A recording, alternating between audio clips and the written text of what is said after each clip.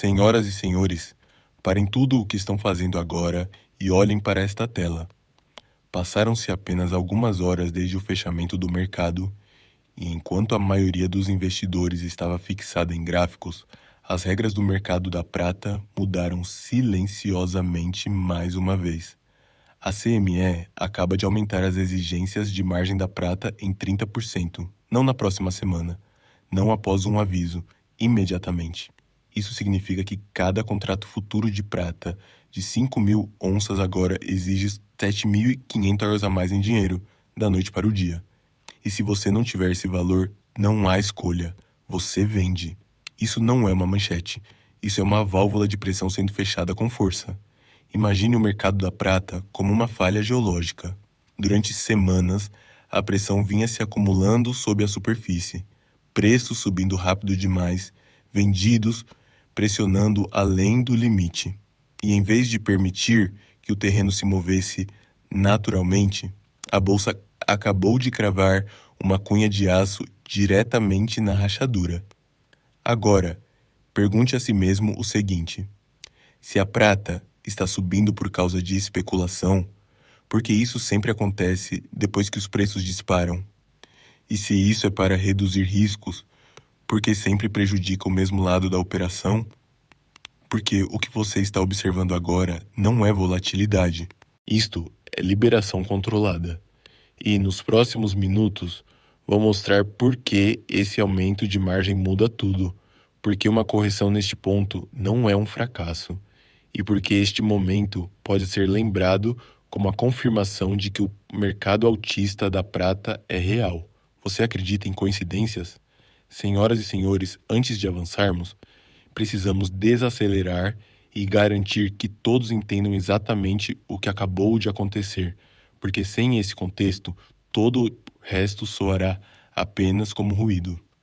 A CME, a Chicago Mercantile Exchange, não é uma observadora neutra. Ela é árbitra, a criadora das regras e, em momentos como este, o disjuntor do mercado de prata em papel. E uma das ferramentas mais poderosas que ela possui é algo que a maioria dos investidores mal compreende: as exigências de margem. Margem não é o preço da prata, não é oferta, não é demanda. Margem é permissão para continuar no jogo. Quando você compra um contrato futuro de prata, você não está pagando por 5.000 onças de prata. Você está alugando exposição com alavancagem emprestada. E a CME decide, a qualquer momento, quanto dinheiro você precisa depositar para manter essa posição viva. Existem dois números-chave, margem inicial e margem de manutenção. A margem de manutenção é a linha que você não pode cruzar. Se cair abaixo dela, a bolsa não pede sua opinião, ela emite uma chamada de margem. E uma chamada de margem não é um aviso, é um prazo final. Você ou envia mais dinheiro imediatamente, ou sua posição é liquidada por você. Agora, aqui está o ponto crítico que a maioria das pessoas não percebe. Quando as margens sobem de forma agressiva durante uma alta de preços, isso não reduz a especulação de maneira equilibrada. Isso ataca seletivamente um lado da operação. As posições compradas, especialmente as compradas com alavancagem, são forçadas a levantar dinheiro no pior momento possível, logo depois que os preços já subiram. É por isso que aumentos de margem frequentemente criam quedas súbitas que parecem irracionais à primeira vista, e é aqui que precisamos definir alguns termos que serão importantes para o restante deste vídeo. Primeiro, prata em papel. Isso é a exposição à prata negociatrix por meio de futuros, opções, ETFs e derivativos. Direitos sobre a prata, não a prata em si. Segundo, prata física. Barras, moedas e metal real que não pode receber chamada de margem, não pode ser liquidado e não pode ser reipotecado. E por fim, aquilo que eu chamo de preço do pânico. O preço do pânico não é onde a prata deveria negociar. É onde a prata negocia quando vendedores forçados são empurrados para o mercado por matemática de margem, não por fundamentos. Então, quando você vê a prata recuar após um aumento de margem, a pergunta não é: A história mudou? A verdadeira pergunta é esta: a oferta aumentou repentinamente ou as regras simplesmente forçaram as pessoas a vender? Porque essas são duas realidades muito diferentes, e confundi-las é exatamente como os investidores são sacudidos antes mesmo de o verdadeiro movimento começar. Senhoras e senhores, agora chegamos ao coração deste evento, a arma da margem. Apenas algumas horas atrás, a CME não ajustou as margens, elas elevou brutalmente. Margens do ouro, quase 9,1%. Margens da prata, para 230%. Deixe esse número ser absorvido. Um único contrato futuro de prata de 5.000 onças agora exige 32.500 reais em margem de manutenção, contra os 25.000 barris anteriormente. Isso representa uma exigência instantânea de os 7.500 dólares em dinheiro por contrato por operador da noite para o dia. Agora, faça a si mesmo uma pergunta simples. Quantos operadores você acha que estão sentados sobre dinheiro sobrando, intocado, não utilizado, depois de uma das altas mais rápidas da prata em décadas? Muito poucos. E é aqui que a matemática se torna implacável. Se você mantém um contrato, corre atrás de dinheiro. Se mantém 10 contratos, precisa de os 75.000 barrilheiros imediatamente. Se mantém uma posição grande e alavancada, você não decide o que fazer. O mercado decide por você. Você vende. Não porque sua tese estava errada, não porque a demanda desapareceu, mas porque a bolsa aumentou o custo de permanecer na operação. É por isso que aumentos de margem são tão eficazes em interromper o impulso. Eles não discutem com os fundamentos, eles os sobrepõem. E isso não é novidade. A história mostra o mesmo padrão repetidas vezes. No final de 1979 e início de 1980, durante a corrida histórica da prata, as exigências de margem foram aumentadas repetidamente, às vezes várias vezes no mesmo mês. Cada aumento desencadeou correções violentas, expulsando compradores alavancados, apenas para que a prata retomasse sua alta assim que as vendas forçadas se esgotavam. Pergunte a si mesmo o seguinte: se as margens servem para reduzir risco, por que elas não são aumentadas antes de os mercados se moverem? Por que são elevadas depois que o preço rompe, depois que resistências são superadas, depois que os vendidos já estão sob pressão? Porque as margens não são um escudo, elas são uma válvula de liberação de pressão. Quando tensão demais se acumula em um lado da operação, especialmente no lado vendido, a bolsa aumenta o custo de participação até que algo se rompa.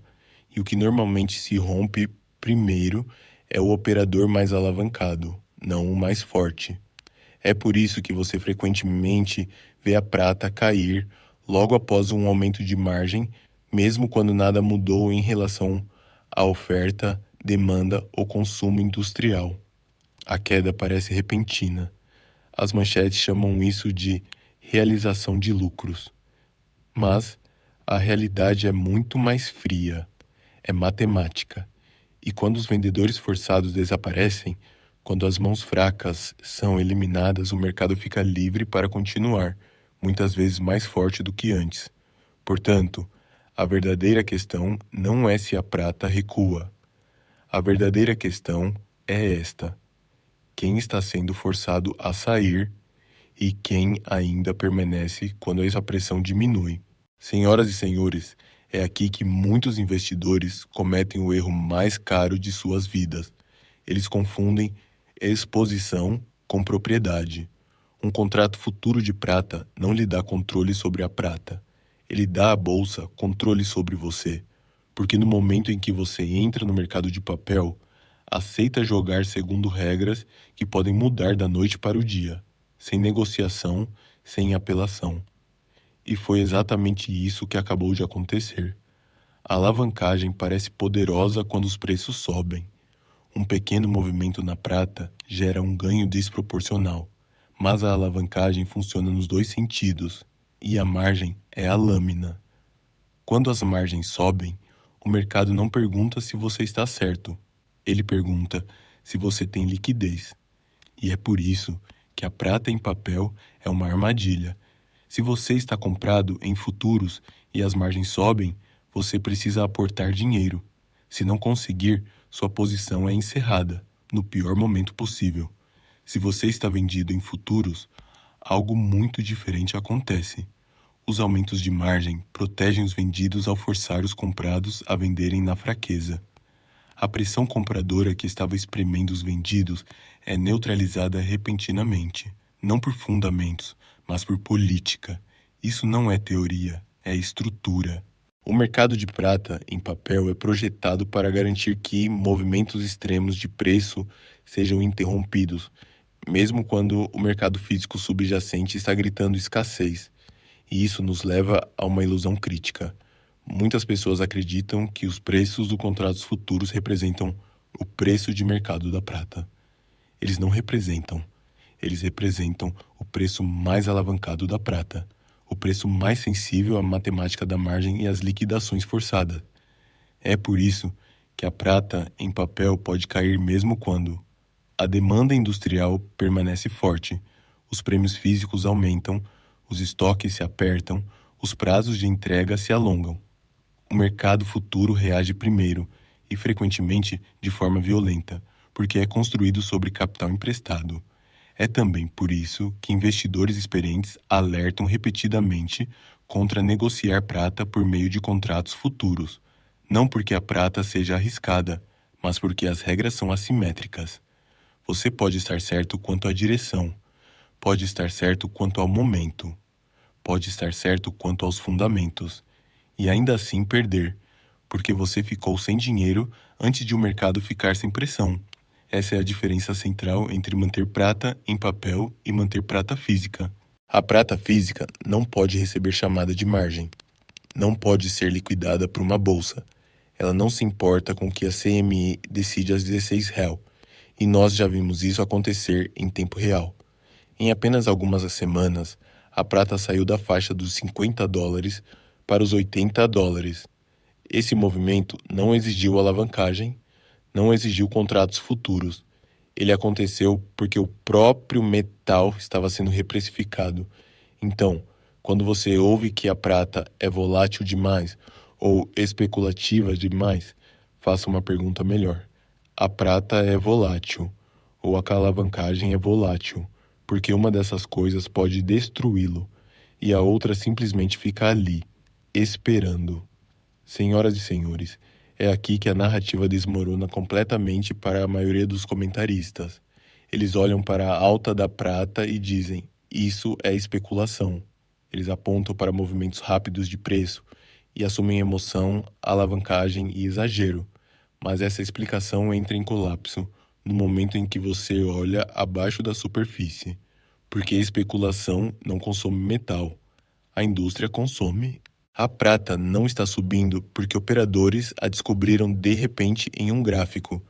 Ela está subindo porque o mundo está, silenciosamente, entrando em um problema de oferta que não pode ser resolvido com contratos de papel. A prata é consumida, não é armazenada, não é reciclada de forma eficiente. Ela desaparece em painéis solares, eletrônicos, equipamentos médicos, infraestrutura energética. E, uma vez ali, ela se foi. E aqui está a verdade desconfortável. Enquanto os mercados de papel podem se expandir infinitamente, a oferta de prata física não pode. As minas não conseguem aumentar a produção da noite para o dia. Os teores estão caindo, os custos de energia estão subindo, e anos de subinvestimento deixaram o lado da oferta frágil. Portanto, quando a demanda acelera, não de forma especulativa, mas estrutural, os preços precisam se ajustar. É por isso que comparar o mercado atual com o final dos anos 1970 não é nostalgia, é reconhecimento de padrão. Naquela época, a prata rompeu resistências de longo prazo e entrou em uma fase em que as correções se tornaram curtas, violentas e temporárias. O preço não retornava educadamente à média móvel de 200 dias. Mal respeitava a de 50 dias. O mercado simplesmente pausava, sacudia as mãos fracas e continuava mais alto. É exatamente isso que estamos vendo agora. Sim, a prata ficou sobrecomprada no curto prazo. Sim, o preço avançou demais, rápido demais. Mas sobrecomprado não significa superavaliado. Significa que o mercado precisa respirar. E quando essa pausa é causada por pressão de margem e não por colapso da demanda, ela muitas vezes se torna confirmação, não contradição. Pense nisso. Se a prata fosse realmente especulativa, subindo apenas por hype, um aumento de margem encerraria a história. O preço despencaria e permaneceria em baixa.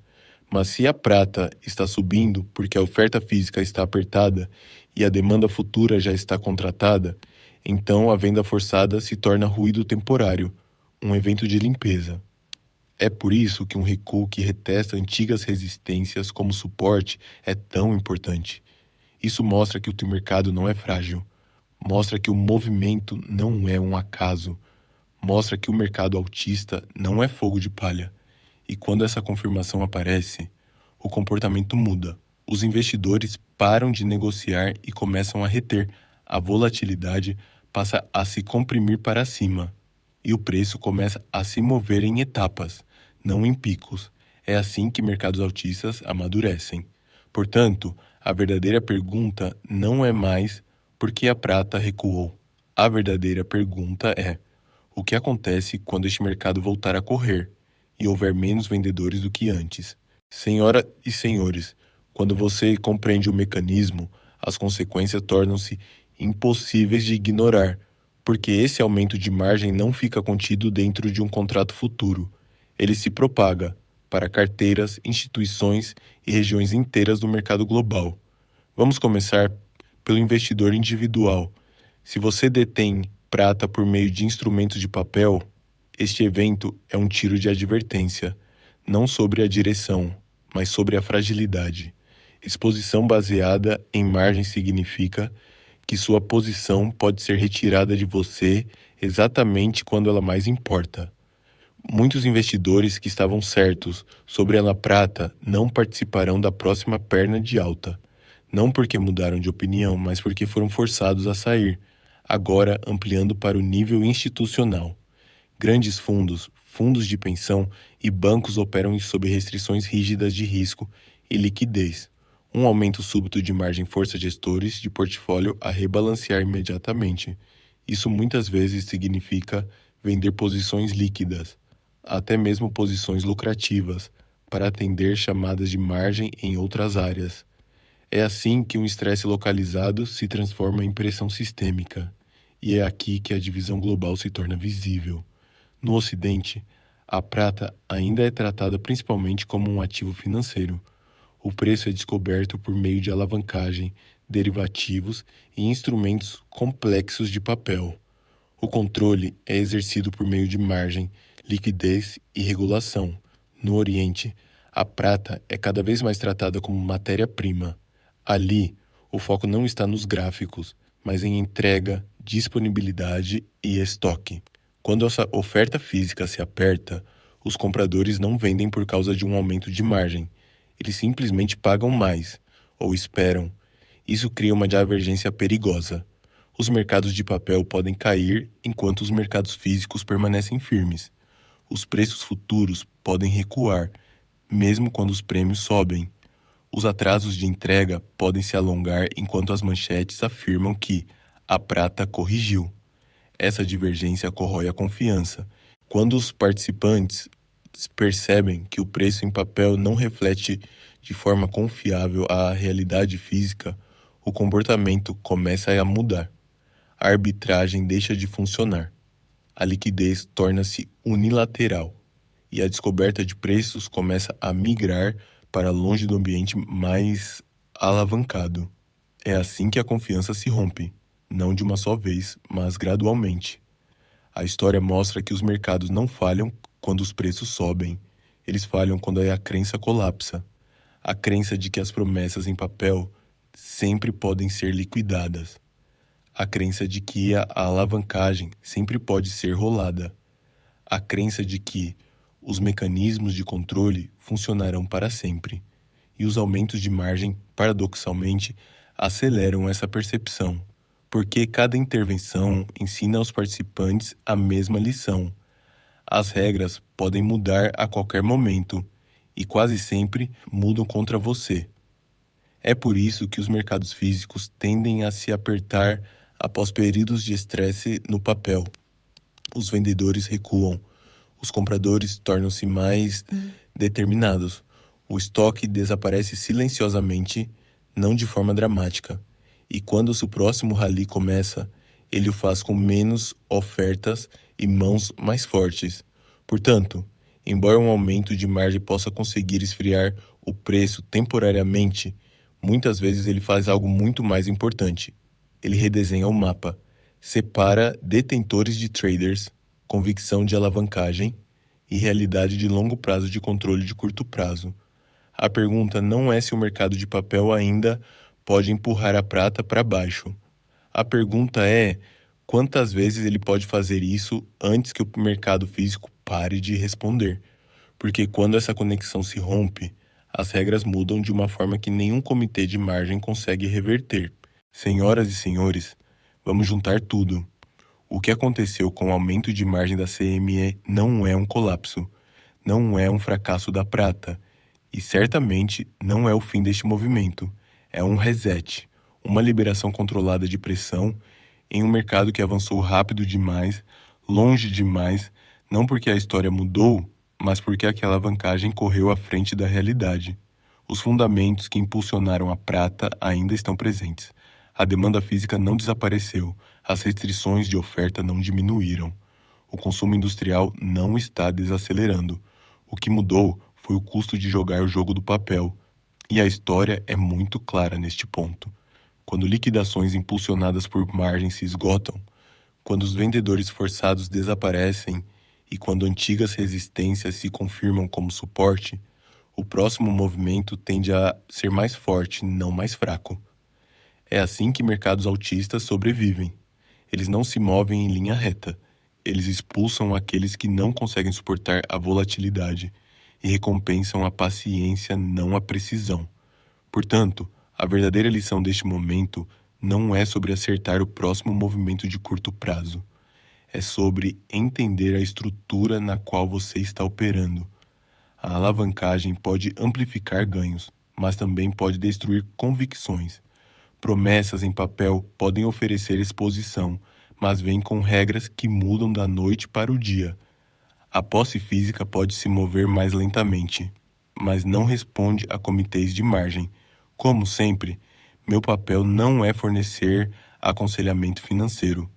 Meu papel é ajudá-lo a enxergar os mecanismos por trás das manchetes, para que você não seja surpreendido quando o mercado se comportar exatamente da maneira como foi projetado para se comportar. Se você achou esta análise valiosa, reserve um momento para compartilhá-la. Inscreva-se se quiser ficar à frente dessas mudanças estruturais. E, acima de tudo, mantenha-se informado, porque a próxima fase deste mercado não será gentil com quem não a entende. Nos vemos no próximo vídeo.